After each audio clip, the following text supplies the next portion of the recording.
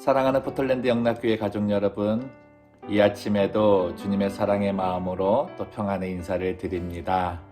또 지난밤 잘 주무셨습니까? 오늘 저는 시편 24편의 말씀을 가지고 우리 성도님들과 은혜를 나누고자 하는데요. 먼저 제가 말씀 읽어드리고 시작하도록 하겠습니다. 땅과 거기에 충만한 것과 세계와 그 가운데에 사는 자들은 다 여호와의 것이로다. 여호와께서 그 터를 바다 위에 세우시며 강들 위에 건설하셨도다. 여호와의 산에 오를 자가 누구며 그의 거룩한 곳에 설 자가 누구인가? 곧 손이 깨끗하며 마음이 청결하며 뜻을 허탄한 데에 두지 아니하며 거짓 맹세하지 아니하는 자로다.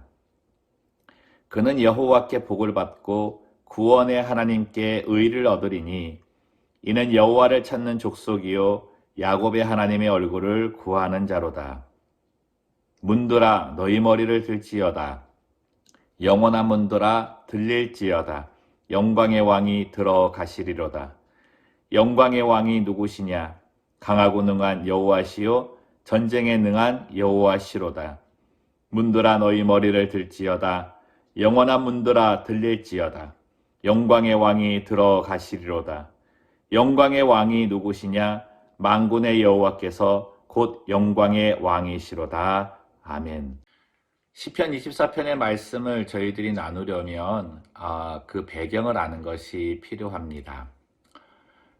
이스라엘이 엘리 제사장 때 이 블레셋과 큰 전쟁을 했는데 그때 법궤를 가지고 나가서 전쟁을 했지만 블레셋 앞에 큰 패배를 당하게 됩니다. 그리고 법궤까지 빼앗기게 되죠.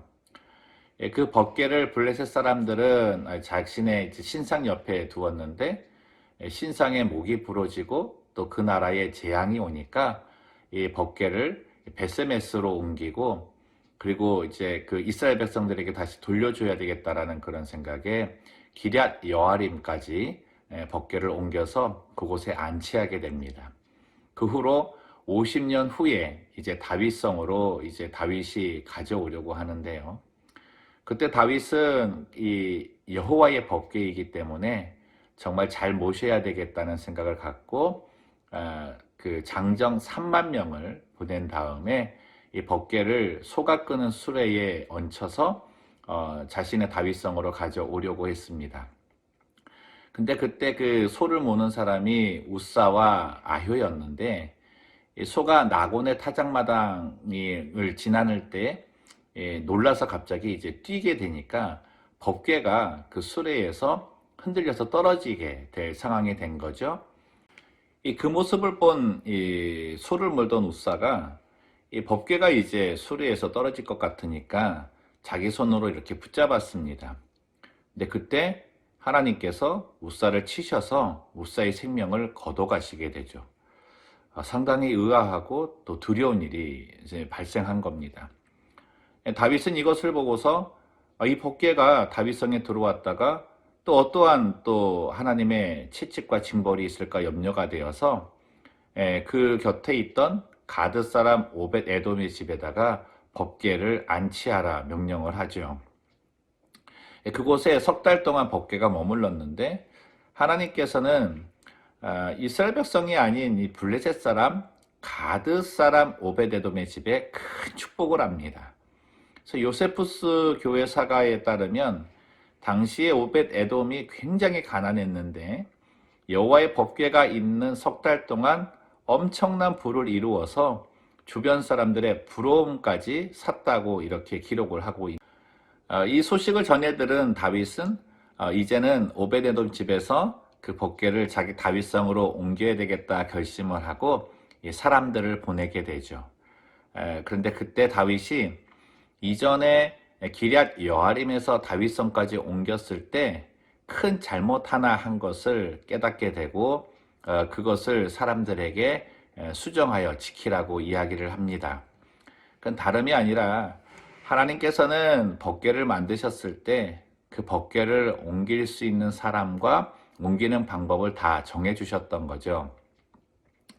법궤를 옮길 수 있는 사람은 레위인만 가능했고 그 가운데 이 레위인들은 정결한 옷을 입고 이 두 기둥을 법궤에 연결해서 장정 4명이 어깨에 메고 옮기도록 되어져 있었습니다. 근데 뭐 다윗은 처음에 기럇 여아림에서 다윗성까지 옮겼을 때는 여호와의 법궤라고 하는 어떤 그런 상징적인 의미 때문에 3만 명이나 되는 장정을 보내어 화려하고 웅장한 예식만 생각을 했지, 하나님께서 정하여 주신 그 율법에 맞추어서 법궤를 옮기지 않았던 거죠. 그러하기 때문에 이 우사도 레위인이 아닌 자가 법궤를 만져서 그 자리에서 죽임을 당하는 그런 일을 겪게 된 것입니다. 다윗은 이 사실을 깨달은 이후에 이제 하나님의 말씀대로 법궤를 옮기게 되는데요. 법궤가 다윗성에 입성할 때 이전에는 그 장정 3만 명과 함께 많은 악기단을 보내어 가지고 축제를 열지 않았습니까? 근데 근본에는 하나님의 말씀에 그 연주하는 자들도 레위인으로 규정을 하셨기 때문에 레위인에서 선별하여 골라 잣나무로 만든 악기로 하나님을 찬양하는 그런 축제를 열게 됩니다. 그때 다윗은 이 하나님의 법궤가 자기 다윗성에 들어오는 것이 너무나 영광스럽고 기쁜 나머지 춤을 추게 되는데요.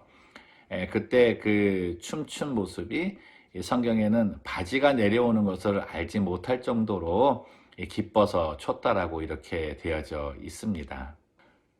저는 이 시편 24편의 말씀을 접하면서 여호와의 법궤가 다윗성에 들어오는 그 모습이 바로 우리들이 예배를 드릴 때에 하나님께서 우리의 삶에 들어오시는 그런 모습과 똑같지 않은가 생각을 해봅니다. 그렇게 묵상을 하다 보니까 이 배경 속에서 몇 가지 교훈을 얻게 되는데요. 첫 번째는 예배의 대상은 하나님이시다라고 하는 것을 절대 잊어서는 안 된다는 거죠. 단지 종교성에 의해서 이스라엘 백성들이 법궤만 가지고 나가면 이길 수 있다라고 하는 미신과 같은 신앙은 하나님을 온전히 경배하는 것이 아니라는 것입니다. 두 번째 저희들이 깨닫게 되는 것은 예배에는 기준이 있는데 그 기준의 주체가 예배를 드리는 우리가 아니라 예배를 받으시는 하나님이시라는 거죠. 때로 우리는 하나님 앞에 예배를 드릴 때 좀 더 많이 준비해서 화려하고 웅장하고 멋있는 어떤 축제의 형식을 빌 때가 있습니다. 근데 잠시 뒤돌아보면 사람의 기준에 따라서 그렇게 만들어진 예배는 사람의 눈과 귀와 마음을 즐겁게 하는 데에 더 치중되지 않았나, 그런 깨달음을 갖게 되는 거죠. 뭐 하나님께서는 이렇게 준비하는 그 모습도 참 중요하게 여기시고 좋아하실 수 있습니다. 근데 하나님의 예배의 기준은 이것보다 더 중요한 곳에 있다 가르쳐 주시는 거죠. 그게 오늘 4절과 6절 말씀에 있습니다. 곧 손이 깨끗하며 마음이 청결하며 뜻을 허탄한 데에 두지 아니하며 거짓 맹세하지 아니하는 자로다. 6절 말씀 보시면 이는 여호와를 찾는 족속이요 야곱의 하나님의 얼굴을 구하는 자로다. 하나님의 예배의 기준은 아름답고 화려하고 웅장한 그 형식으로 하나님의 이름을 높이고자 하는 그 예배를 준비하는 사람의 삶이라는 거죠. 그의 삶이 얼마나 하나님의 말씀에 따라 살고 있고 하나님 중심적으로 생각하며 또 그 삶을 통해서 얼마나 하나님의 얼굴을 구하며 생활하고 있는가, 그것이 가장 중요한 예배의 기준이라고 하시는 겁니다. 우리가 하나님께 예배를 드릴 때 저는 이 부분 항상 기억해야 된다 강조하고 싶은데요. 현재 저희들이 온라인으로 예배를 드리고 있지 않습니까? 우리 성도님들 어떠신가요? 참 그 시간마다 온전한 예배 드려진다 생각하시나요? 저는 이제 예배 드릴 때 본당에서 예배를 드리다 보니까 예전이나 지금이나 별반 차이가 없습니다. 그런데 가만히 우리 성도님들을 생각하다 보니까 이 예배가 쉽지 않겠더라고요. 환경적으로 우선은 뭐 제한되어져 있는 공간에서 해야 하고, 또 자녀들이 있는 그 부모님들 경우에는 이 자녀들 때문에 예배가 방해될 때가 한두 번이 아닌 거죠. 그리고 또 의자 갖다 놓고 거기 앉아서 그 앞에 폰이나 랩탑, 뭐 TV 보면서 예배를 드리는데, 그 과정에서 정말 내가 성령에 충만하고 거룩한 모습으로 하나님의 얼굴만을 구하는 그 예배를 드린다는 것이 제가 생각해도 정말 쉽지 않겠다는 그런 생각을 좀 가져봅니다. 형식이 뭐 중요하지 않다는 건 아닙니다. 여러분, 그렇다고 해서 뭐 잠옷바람이나 머리 산발해서 예배 드리면 안 되고요. 내가 준비할 수 있는 대로 준비하는 예배 형식은 갖추지만, 그보다 더 중요한 건 그 예배를 드리기까지의 하나님 앞에서의 우리의 삶이라는 거죠. 오늘 말씀 가운데 있는 4절 말씀처럼 그 말씀의 기준에 따라 하나님께서 기뻐하시는 그런 예배자의 삶으로 하나님께 나아가는 저희 모두가 되기를 소망합니다. 마지막으로 발견하게 되는 것은 하나님은 예배자에 대해 차별이 없으시다는 겁니다. 당시 이스라엘 백성에게는 선민사상이라고 하는 잘못된 사상이 있었는데요. 하나님께 축복을 받을 수 있는 백성은 자기들만이라고만 생각을 한 거죠. 그런데 오늘 시편 24편 말씀의 이제 배경을 보다 보니까 축복받은 사람은 이스라엘 백성이 아니라 다른 이방 사람, 블레셋 가드에 사는 오벳 에돔이라는 사람이었습니다. 이 오벳 에돔이 여호와를 섬겼는지 그건 잘 모르겠지만, 이 기럇 여아림에서 떠나서 이 다윗성으로 가는 그 사건 속에 일어난 것을 자신도 들었을 때 그 법궤가 자기의 집안에 온다고 하니까 얼마나 두려웠겠습니까? 그 마음속에 하나님에 대한 경외심이 남달랐다 생각이 되는데, 하나님은 그 모습을 예배자로 삼으신 거죠. 그래서 이스라엘 백성이 아닌 이방 사람임에도 불구하고 단 석 달 만에 그가 많은 사람들에게 소문이 날 정도의 큰 풍성함의 축복을 주셨다는 겁니다. 하나님께서는 예배자를 찾으신다고 합니다. 여러분, 우리 또한 어떻게 보면 이방 사람들 아닙니까? 근데 하나님은 우리에게 축복을 주시기 위해 하나님의 말씀대로 살게 하시고, 또 그 말씀대로 예배를 준비하는 예배자의 삶이 되기를 원하시는 거죠. 오늘 우리 모두가 이런 예배자를 소망하는 하루가 되었으면 좋겠습니다. 사랑하는 성도 여러분, 예배는 하나님의 축복의 통로입니다. 그리고 하나님께서 가장 기뻐하시는 일입니다.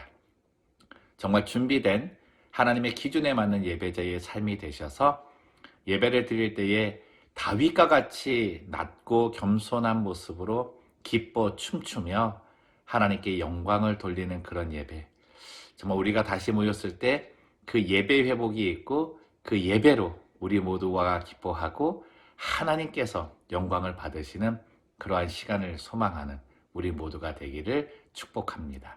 기도하겠습니다. 살아계신 하나님 아버지, 주님이 찾으시는 예배자가 되기를 원합니다. 형식보다는 예배를 드리기까지의 우리의 삶이 예배의 준비가 되게 하여 주시고, 오늘 본문의 말씀처럼 언제나 야곱의 하나님의 얼굴을 구하고 그 얼굴을 바라보는 하나님께서 기뻐하시는 예배자가 될 수 있도록 인도하여 주시옵소서. 그래서 이 예배를 통해 하나님께서 주시고자 하시는 축복을 다 받는 백성 되게 하시고, 이것을 남들에게도 전달할 수 있는 축복의 전달자 되게 하여 주옵소서. 이 시간에도 이 코로나 질병 때문에 고통당하고 있는 환우들을 위해서 기도합니다. 하나님, 그들에게 진정 하나님의 얼굴을 구할 때 구원을 얻을 수 있는 은혜 주시고 치료함을 받게 하시고, 우리 의료진들에게 힘을 주시사 하나님의 능력의 손길이 저들의 손끝을 다 하나님의 놀라운 기적을 맛볼 수 있는 그런 현장의 주인공들 되게 하여 주옵소서. 하나님, 우리 위정자들 기억하여 주셔서 정말 우리의 뜻대로 모든 일들을 풀어가는 것이 아니라 하나님의 뜻을 발견할 수 있는 예배자로서 회복되는 그 은혜 속에 정책을 펴게 하시고 이 나라 이 열방이 하나님의 얼굴을 구하는 그런 나라가 될 수 있도록 인도하여 주옵소서. 이 시간에도 이 사명을 감당하고 있는 우리 선교사님들 기억하여 주시고 저들의 삶을 통하여 하나님께서 언제나 받으시는 예배자의 그 모습 갖게 하여 주옵소서. 하나님, 우리 포틀랜드 영락교회 모든 성도들이 이러한 예배자가 되기를 원하고 이 기간 동안에 아무도 아프지 아니하기를 원합니다. 성령 하나님 지켜 인도하여 주옵소서. 예수님의 이름으로 기도드리옵나이다. 아멘.